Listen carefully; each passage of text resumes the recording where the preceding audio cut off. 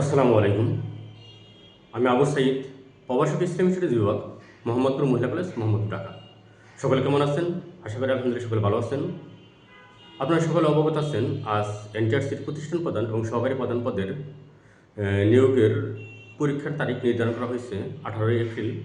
18 April 4টি শিডিউলে আপনাদের পরীক্ষা অনুষ্ঠিত হবে, যেখানে আপনাদের 12,951টি পদের বিপরীতে 53,000 সামথিং আবেদন করেছে।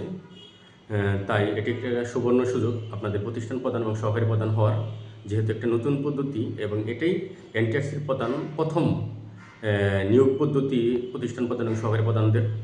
এখানে 4টি শিডিউলের মধ্যে হলো সকাল 9টি থেকে 10টি পর্যন্ত একটি শিডিউল পরীক্ষা হবে, 11টি 30 থেকে 12টি 30 পর্যন্ত, 2টি থেকে 3টি পর্যন্ত একটি শিডিউল এবং 4টি 30 থেকে 5টি 30।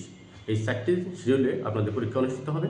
তাই আপনারা যারা সহকারী শিক্ষক এবং সহকারী প্রতিষ্ঠান প্রধান এবং সহকারী প্রধান পদে আবেদন করেছেন, আপনারা এই সামনে কয়েকদিন ভালোভাবে প্রিপারেশন নেন এবং যেহেতু এখানে 40% মার্ক পেলেই আপনাদের পাশ করানো হবে, আশা করি আপনারা যদি 80 মার্কের, তো 8টি বিষয়ে আপনাদের পরীক্ষা হবে 80 মার্ক এবং আপনাদের একাডেমিক সনদ এবং ভাইবার মাধ্যমে 20 মার্ক, মোট 100 মার্কের পরীক্ষা হবে। সেখানে 45 থেকে 50 মার্ক পেলেই আশা করি আপনারা ভালো কিছু করবেন ইনশাল্লাহ এবং ভালো প্রতিষ্ঠানে জব হবে ইনশাল্লাহ।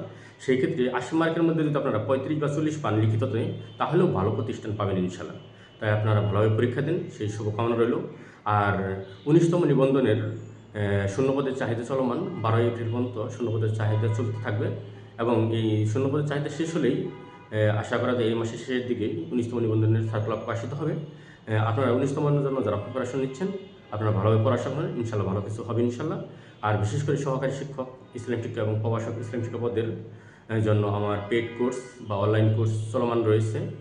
আপনারা চাইলে কোর্সে ভর্তি হতে পারেন। একটি সুন্দর সাবজেক্টিভ, সুন্দর ভালো প্রস্তুতির জন্য আমার কোর্সটি অবশ্যই আপনাদের সহায়ক হবে ইনশাল্লাহ। সকলে ভালো থাকবেন, সুস্থ থাকবেন, সকলের জন্য শুভকামনা রইল। আসসালামু আলাইকুম।